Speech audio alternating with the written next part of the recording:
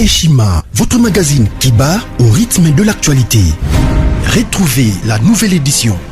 Exclusivité, alors que la RDC sort progressivement la tête de l'eau après la crise sanitaire Covid-19 ayant fragilisé les économies du monde, Eshima Magazine présente à la une de sa 15e édition la ministre de l'économie nationale. Acacia Bandou-Bola présente son bilan depuis sa prise de fonction. Relance économique, Acacia Bandou-Bola Mbongo donne des signaux forts. Baisse des prix des produits pétroliers, maîtrise des prix des denrées alimentaires pendant des temps forts, organisation des marchés populaires afin de soulager les paniers de la ménagère en période de Covid-19, une franche collaboration avec les opérateurs économiques et dotation en équipement de son administration, la ministre de l'économie nationale affiche un bilan éclatant de sa première année de gestion de ses très stratégiques portefeuilles. Eshima Magazine revient sur chaque étape de la vie de la Margaret Thatcher congolaise. Focus, Agnès Moide et la CNSS interpellent les employeurs sur les avantages de l'utilisation de la télédéclaration. Payer l'impôt est un devoir civique. Barnabé Mwakadi Mwamba, directeur général de la DGI, sensibilise les assujettis. Découverte, Jerry Biangani Tampo, l'homme derrière la renommée de l'université chrétienne Cardinal Malula. Dossier Eshima, contentieux électoraux de la poudre aux yeux. Économie, les scandales financiers ont la peau dure en RDC. Interview, Ted Belechai Kassonda, secrétaire exécutif national de la Ligue des jeunes de l'UDPS. Bras de fer entre la CPI et les USA. Fatou Bensouda défie Donald Trump. Retrouvez l'intégralité du magazine Eshima dans les kiosques. Eshima Magazine, un nouveau standard d'information. Fatih Béton, discours sur l'état de la nation semaine prochaine. Dina Salama, porte-parole adjointe de la présidence. A outil confirmé Yango. Déjà, Toyoka, évitons la distraction. IDPS viva! Porte-parole, il y a présidence Tina Salama. A outil confirmé Yango, qui demande et s'écoute. Discours sur l'état de la nation devant le Congrès, Assemblée nationale, Sénat. Mais déjà, député Balobi, Assemblée nationale, Sénat, Eza et l'autre côté. Bazan Mouké, ceux qui déjà ont aussi voté loi Awa. Et comme il Sénat, on a l'automo et Koleka. Yangona Mokolo ya Lendi, nous avons un discours sur l'état de la nation. Fatih Béton, à Kozalawana, à Kobeta, Munduki. IDPS viva! Viva! Tolandi, Balobi Boye, avant-hier, alors que Biso Tokanisaki que Tochaki Bango Bimoko, Zokande Babi Ezalaki Misato. Babi Ezalaki Misato. Va perdre les sous Assemblée provinciale, il y a Olomami. Va perdre les sous Assemblée provinciale, il y a Bandundu. Les mêmes jours, il y a avant, tiers. Donc c'est pour vous dire que match est ça. Tolandi ba français na Tongo Awa, Balobinin. On ne gagne pas à tous les coups. Ba français na RFI, Bazolo Bayango, c'est-à-dire 20 ans après, la majorité a basculé. Alors yo comptez 20 ans. 20 ans Ezao. 20 ans Ezao Ebele. Mais IDPS pyramide renversée a bendi majorité Mopanzi Ezalaki. Allez Mopanzi yo a tchango la poche. IDPS viva! Viva! Alors, ba français Balobi, Batouana, ba perdant wana, ba outi kolekisa, communiquer na bango et reconnaître des faits na bango. Ba reconnaître des faits wana pona nini, Balobi parce que tout s'était passé dans la transparence. Modèle oyo bango bakoisaki Jean-Marc Kabunda te. Kabunda bakoisa kandengwana na loyenge, c'est-à-dire dossier ça na conseil d'état koto boye bake na nsele bake kokosa président de la république baye kosala babitunga ya mbangu. Donc ça pour autant qu'on analyser la situation balongoli Jean-Marc Kabunda. Mais awa bazoloba avec l'UDPS situation na bango ezalaki décortiqué, c'est-à-dire to bandi d'abord na 3 membres ya bureau provisoire wana baza batu na bango mboso koja kwanga wana aza mutu na bango mwana mwasi wana aza mwana ya Jean-Lucien Boussa le ministre du commerce extérieur 3e personnalité aza pe ya bango yango wana monaki basopi mbongo selon nos informations ba 15 millions de dollars et Koufaki jour wana mais eke nango ba congolais basa nini ba récupérer l'art na bango congolais a récupéré l'art na ye mais malgré tout ça ba kwei mais cas par cas mabunda oyo alandi ye na oyo excepté kaka oyo Kester a piqué crise wana toyebi te soki asumaki na bilamba soki asubaki wana ye moko amiyebi alors c'est pour dire que avec le l'UDPS c'est la rupture na babiloko na bango il y a désordre il y a corruption babiloko wana il y a kozwa papa mibimba bazana basi na bango na bana na bango yo ozwaka bango bayaka toujours kokumba mela yo o fidélité à l'autorité morale biloko wana abu pia na kobeta bango pe abu pia parce que ce sont des responsables kobeta koboma ko ridiculiser bango Fachi Beton akangoli congolais nyonso IDPS viva RFI alobi nano esilité baza dans les viseurs il y a justice internationale donc justice est la mot qui les sous États-Unis d'Amérique parce que pour votre information et c'est un rappel moi je suis en babomaki parmi les 2 experts Zeida Catalan maman ya mwana wana azola la té cette maman est allée encore toucher à la CPI yango wana ndenge tozol baboye avec les 4 experts déjà il y a CPI au Bazawa donc on signale déjà une vague il y a pas arrestation bakokanga bango en désordre c'est là maintenant où je peux comprendre ndenge babanda ko s'accrocher tous en majorité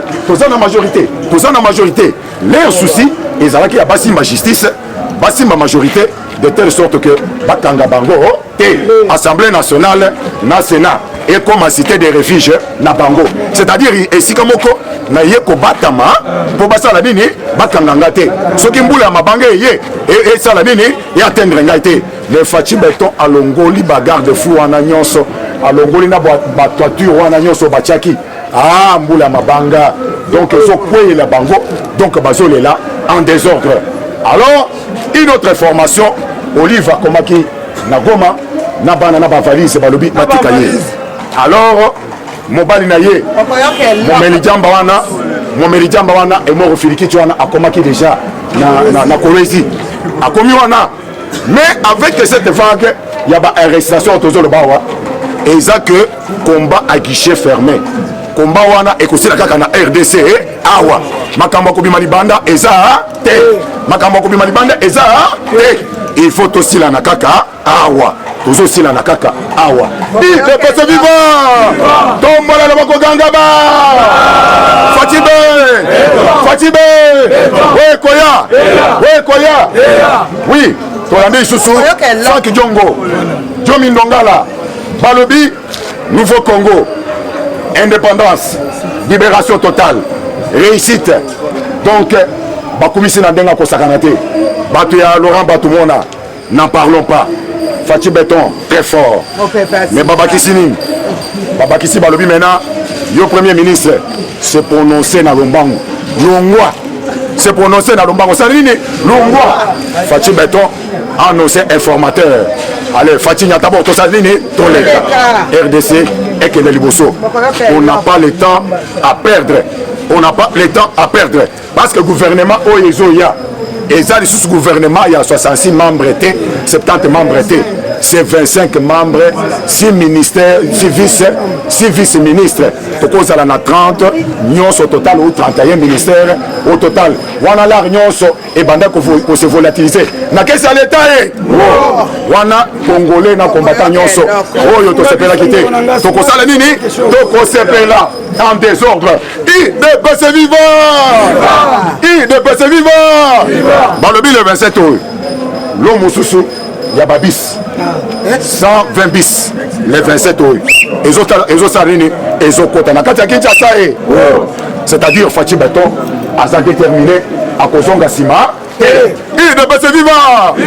On en est là. Topesi Milo, merci. Cannabiso. UDPS viva! Fatibin.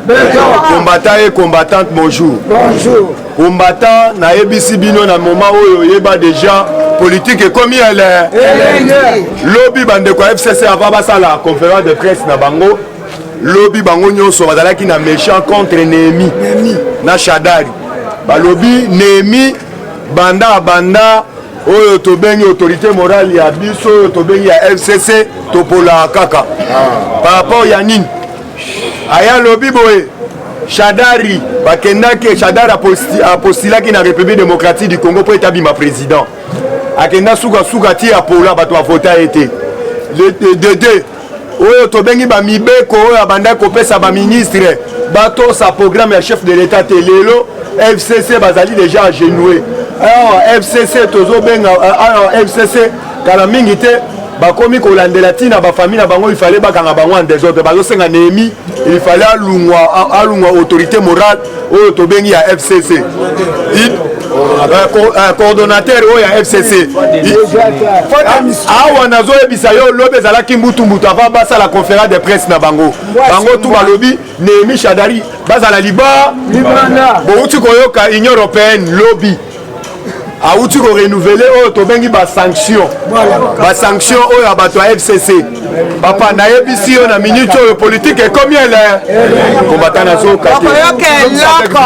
politique est combien là Kabila avant comme na Kolwezi maman Olive Alumwe Goma a rejoindre na Kolwezi na bana parce que Kabila bolandaki koko nyangi alobi ete Kabila kosala message par rapport à makambo lekaki ya politique lekaki na Kinshasa mais Kabila baeba matisi oyo tobengi na podium pour être ça la message papa Kabila alobi na ka deux phrases muto bolinga bo chaye na mboka alobi kaka deux mots alobi na pesi bino merci nde boye ko yamba ngai bénéfice que na kozana na bino mwa mikolo awa ngai na Kolwezi esili mais tala muto bolinga bo chaye na biso ye président tala muto bolobi aya kozonga tala deux phrases à pamba bato batelemi papa tala na tunaki oyo tobengi koko nyangi biyo baki Kabila koloba makambo esalamaki na Kinshasa kobeta bord toleka mais Kabila alobi te pour nani merci beaucoup et puis bakisi ba enduri nga na erreur yo tata mokolo ba enduri na erreur ndengeni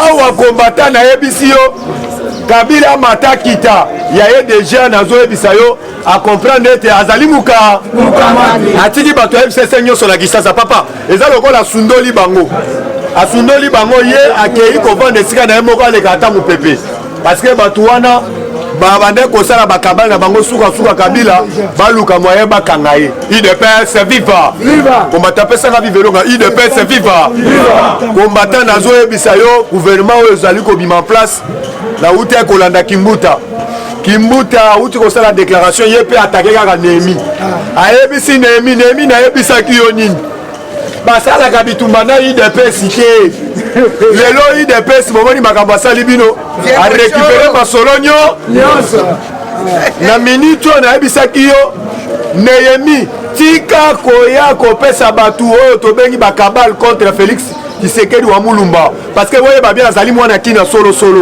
ayebi tous les quatre quoi ayebi genio se beta manakin lelo nazo ebisa bino biso na bino to suki wa abi biso na bino to préparer bazozo biso ande papa to ebisi bino vanda calme bato FCC na minute o bolandi quand même o ezalaki bonga yoyo ekiti o ezalaki mwa mapeka o autorité toza majorité papa l'air ba comprendre que ne fisque Félix Antoine Tshilombo Tshisekedi bomonaki bakriaki même na ba média bazotambusa mbongo papa bango ne mutu atambusaki mbongo jour oyo tobengi ya oyo vote balosala na kati assemblée là omonaki bazalaki na réunion awa na Fatima papa mbongo ebimi bapesi na ba député pour ne fisque soto ke na salle pour to luka moyen to voter na faveur ya Mabunda papa tangu bakomi na kati oyo tobengi ya salle bauti ba réunion na bango bakuti mupepo ya nguyema na esprit ya mukishi ate ba député babite awa soto meki bolandi député moko entre yanga baba auto kanga bakanga ke na ba na revolver député mo yanga ba revolver autre bengi arme silence revolver so arme autre bengi ya pistolet voilà GP bakangaki député moi ngaba azoka na kutu ndeko liese tingi pululu papa nazoyebisa yo tala lolenge bato tozo voter bango nazoyebisa yo bazomemela biso ba machette na costume yango tolobaki opération récupérer kuluna to récupérer pena ba député à FC soka baza ba kuluna minene kabal wone bosamaki batobele yango nazoyebisa bino Paul Kakate Paul Badakate avandi na kitambo voilà oui tokangi parce que bazoyebisa ye il fallait à la place du chalet Azali parce que au mona quand même banota mona tenu à JKK awa na minute tolobi boy soki oyoki même nungu même na cité oyo amibeta katolo même afingaka fachi surtout bato ya FCC wana même policier papa simba ina bilama benga la policier simba ina bilama benga auditorat ba simba yande parce que toyebi même ba policier mususu bazali na bakabal oyo so tali bango balinga simba yibaka simba kulonaka mais na ba policier na batu bakozongisa bango na mulongo ezali nga na yo IDPS viva combattant d'élite nazoyebisa yo na minute oyo soki olandi banda mopepe oyo ya Jani Mabunda oyo tobengi baministre mingi ya FCC oyo bazalaki na basamble oyo tobengi bazalaki na assemblée provinciale mingi bakomi kolungwa moko bauti koyebisa bino oyo dernièrement oyo ya bandundu apart oyo tobengi ya nani ya Lomami papa nayebisi bino kala mingi te peuple congolais azo osimba masolo nyonso parce que po Frank Diongo alobi boye na moment oyo congolais a récupéré tous les masolos parce que esengeli biso ba congolais to protéger boro bien parce que ba rwandais baya ko occuper lisusu mboka na biso te awa ezali opération tout le mbororo basonge epa na bango papa awa na koyebisa yo combattant même na cité surveiller Bukumese na yo surtout Bukumese ya FCC mikolo ekomi système surveiller Bukumese na yo ya FCC bakabalo oyo bareunion bazosalaka butu na bakomi toyebi yango papa toyebisi yo soki omoni Bukumese na yo bareunion azosalisa na bagene papa zoyela biso yo foto yo luka mpe kota na reunion wana memela biso baelema wana babukumese wana mpo toyebikala mingi te changement ya gouvernement bango na baministre ya kala mingi te bazokende kovandela maki mais yeba déjà bakolandela bango moko IDPS viva bayebisaki bino sele ya lagul auti akozo atiaki mbongo oyo tobengi na ministère ya finance atiaki mbongo ebele awa nayebisi yo combattant zala angele zala serein biso nyonso nsima mukwa ntombolo mo amai faci beton IDPS viva merci combattant merci beaucoup chinois viva combattant pesa biso vive elonga faut pesa biso vive elonga IDPS viva! Viva! IDPS viva! Viva! IDPS viva! Viva! Viva! Viva! National! Bonjour. Fatibé. Bukishibe. Momaïbe. Le grand esprit. Bonjour Lissousou. Il faut tous à la nation puisque pour le moment Fati a commis déjà na virage à Souka. Na ndenge politique ezo kende na lingi to beta lisolo zanini. Boyokaki Hippolyte Kanambe to ebisaki bino que jamais akobima mboka. Et c'est par là que moi na mboka nyo surtout il faut tia débat na wana.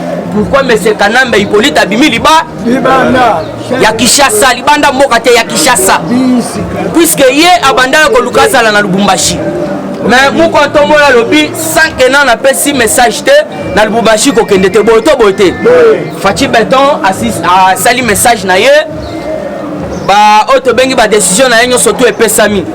Alors faut comprendre que non na quand ya FCC ba ça déjà na ba point de divergence puisque les lobby no bomoni mabunda kwei mais je vous dis vrai papa nangai eza mabunda te eza système ya Kabili boyte puisque système ya Kabili wana nde to réussir puisque Janine Mabunda azalaki lokola kal o batielaki Félix na kati assemblée siko muko ntombo très sage yango no moni Non, c'est bien très clair. Fatia landaka bazoyo, il y a 100 formules. Fatibe. Boyokaki makambo ila zigura to ebisaki bino zigura li mbongo zagura. Papa, on n'a pas même besoin ya koyeba kombo wana te. Asa mutu moko donc tokoza na te boyokaki jour moko to atakaki mabe. Muko tombo so omonile ayambaki ye tala regard ataliziku. Et puis bokoyoka message o ya dimi nango pa muko tombo. Puisqu'il faut comprendre Fatia Lobi qui salut même pas. Donc il boulot est bandit. Kaji inayanza boito boite. Kaji inayanza ndeni. Tobanina na actualité politique, oh ba point de divergence c'est ça na kati ya FCC. Boyoka ki ba kotisa ki réunion. Alors réunion ba kotisa ki ba baza ko attaquer Nemi, ba baza ko attaquer Tambo Mwamba, ba baza ko attaquer Shada donc bango na bango. Alors lobby na ko comprendre échange de paroles. Ya batumi bale kaka Jeannette Kanambe na otobengi André Atundu Fatibe demo ekoteli bango en tout cas diplomatie mu kwantomo la beti eza makasi bango moko bakomi ko comprendre que Hippolyte Kanambe na bandeko na ye baza ba etra ya ona moni mu kwantomo la lobi tous les mbororo Fatibe Banda. Alors, tous les mororo, Libanda, cela veut dire que Barwandais, Baburundais, Libanda.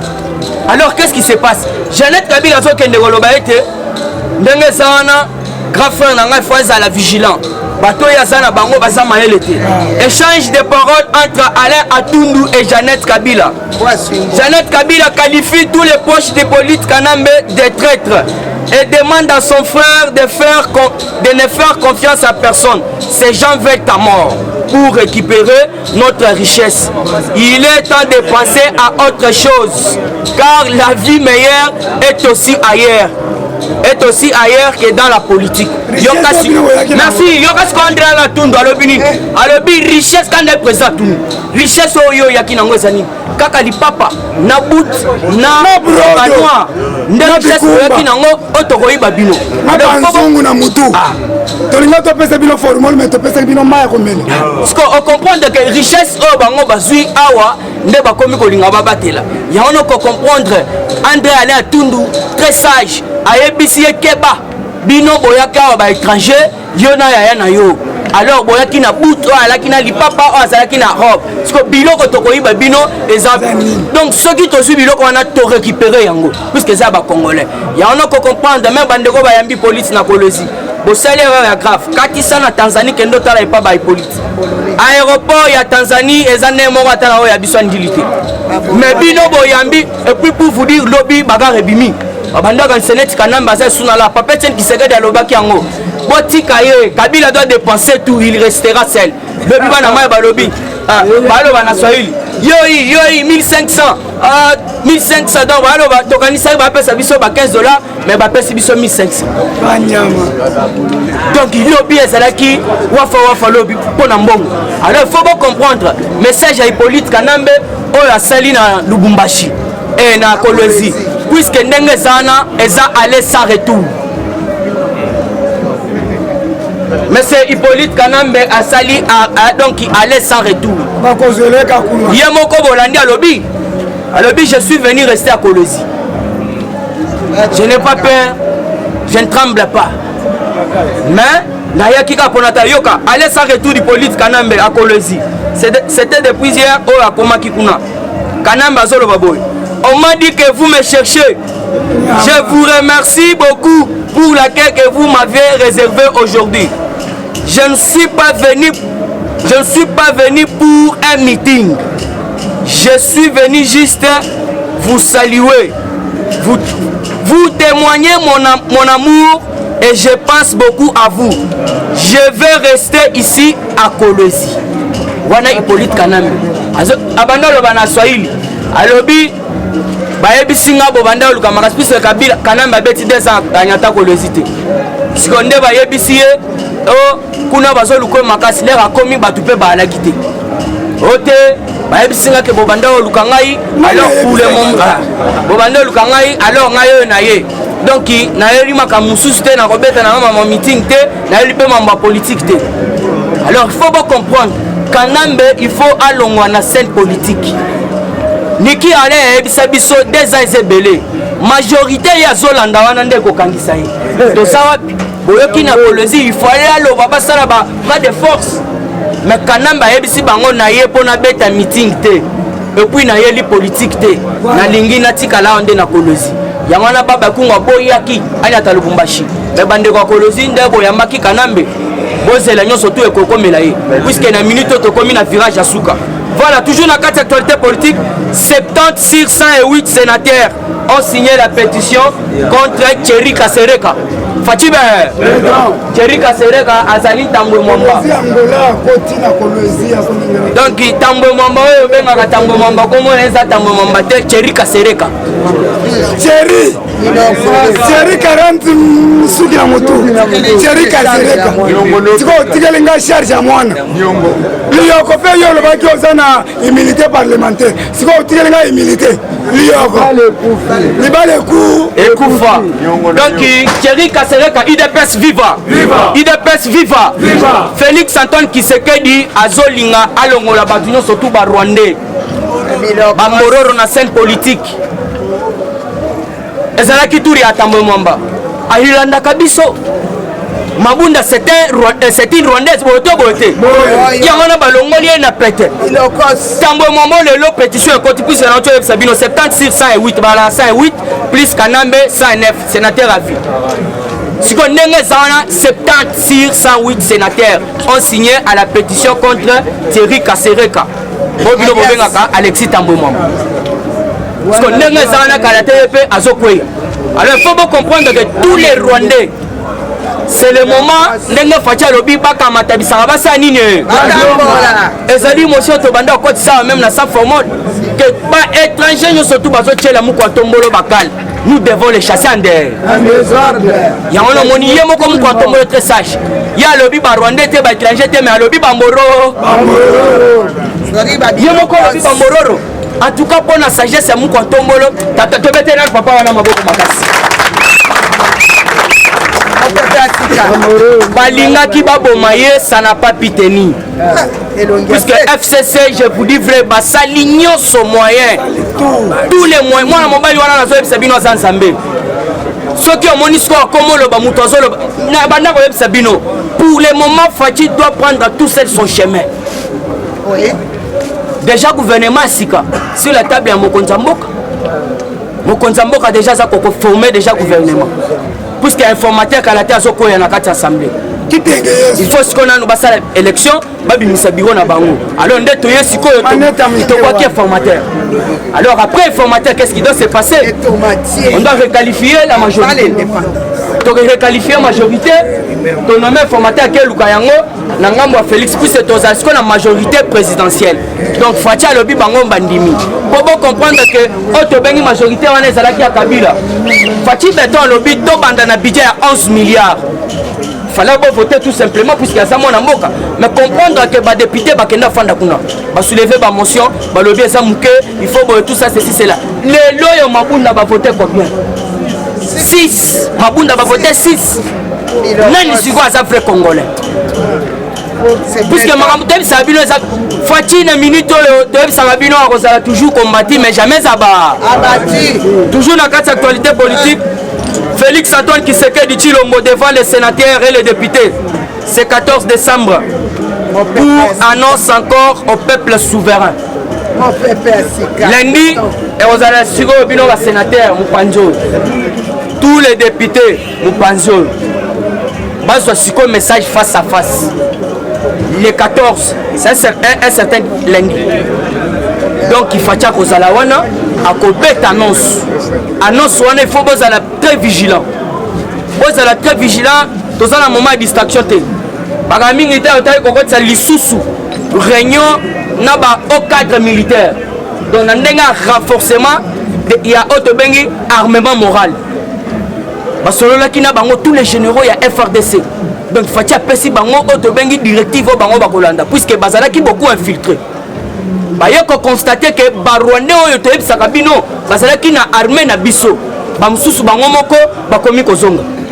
Bango moko bakomi kozonga na Rwanda. Nde yango na facha bengisaki ba auto bengi ba généraux il y a FRDC. Après ça qui bango armement moral. Voilà, le chef de l'État a accordé une audience à Madame Leïla Zirougui. Alors, le représentant spécial du secrétaire général des Nations Unies en RDC sur le dossier de l'Assemblée nationale. Oyoka ki toyebisa kibino. Janine Mabunda akendaki kofunda muku Antombolo. Et pas Leïla Zirougui. Hôtel Tala makambo ezoleka kuna na assemblée, bon ceci c'est là. Alors totuni bango. Ba o ba kotisi machette na kati assemblée. Baza ba FCCT. Puisque biso tozalaki wana bien ba verse na biso mais tomoni ba député à FCC na ba machette asika. Moko ba kangi na dip na ye bichette ya sika. Azolo ba yote il faut tokene na ngona mboka député. Za machette toto il faut tokene na ngona mboka. Ala kisaki président Dieu merci. Lobby. Donc ba kotisaki machette siko pona Leïla Zirougui yes ko likamwana azotia yango na ngambu ya otobengi biso batu ya biso peuple congolais tokolo ba peuple congolais en général puisque peuple congolais nde mutu abandai kotelemela ete bango basala fraude te na kati assemblée balekisa moso te nde bango alors peuple agir nde omoni Leïla akendaki sikoyo epa mokonzi ya mboka ye moko alors l'air a commis à Betili solo assemblée Fatia Atali ya so moni mu kontomana Atali Leïla soki wana okozwa jeté ayebisi boy alobi le dossier de l'Assemblée nationale il appartient aux Congolais de décider de la façon de gérer leurs institutions wana mu kontombolo toko betela mu kontombolo maboko te minute buko ba moni Leïla bimi ba journaliste abaye maman au soleil na mokonzi mboka par rapport à l'autre au soleil n'est pas ensemble à lobby nini à lobby le problème de l'Assemblée nationale il appartient aux Congolais de décider de la façon de gérer leurs institutions donc moi quand on l'a sepelé qui n'a makambo tout ça puisque dans la démocratie c'est le peuple qui est souverain mais il est zangé le kokoloba de kobimana yoana azuka aiki. Pour vous dire que pour le moment, bango fallait que baye bisa politique kana melongwa na scène politique ndenge Janet aucho yebisa ndeko na ye. Alobi vi mususu ezali ande o ya politique tika batata yo bali ngande ba bomisa nde yo. Comment tu Olivier wana donc tout la musi yaza. Muto abimisho est-ce que vous comprenez te tobotoli ben victoire. Tobotoli égal. Il y a biloko nyonso comme à l'état égal.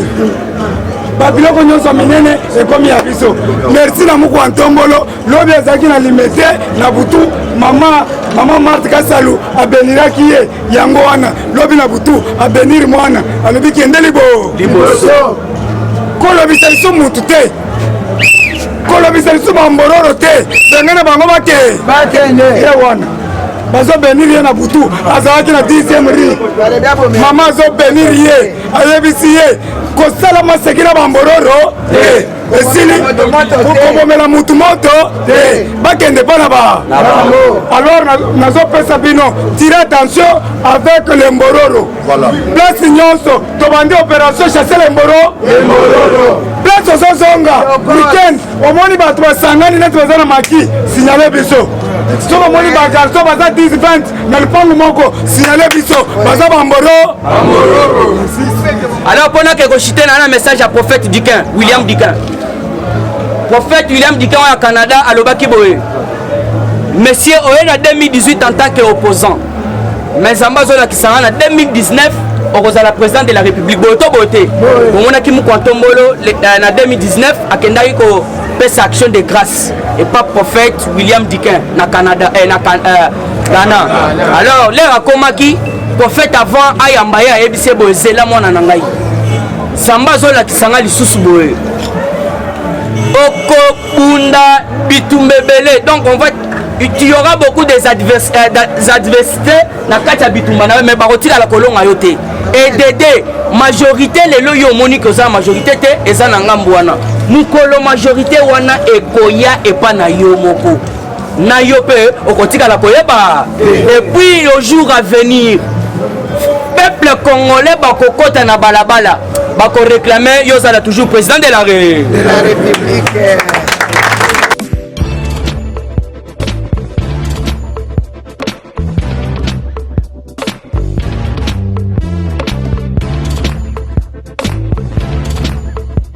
conteneur yango todo sala adi londolé Feli Mosengo Feli to sala conteneur ba voiture to tina na Kisasa ba carton ils ont qui Kinshasa et en plus la bonne chose voiture na yo ko tina na Kisasa te prends pas la tête yela bisongo charger biloko na yo te relivrer à domicile sans un bon au teki c'est parti.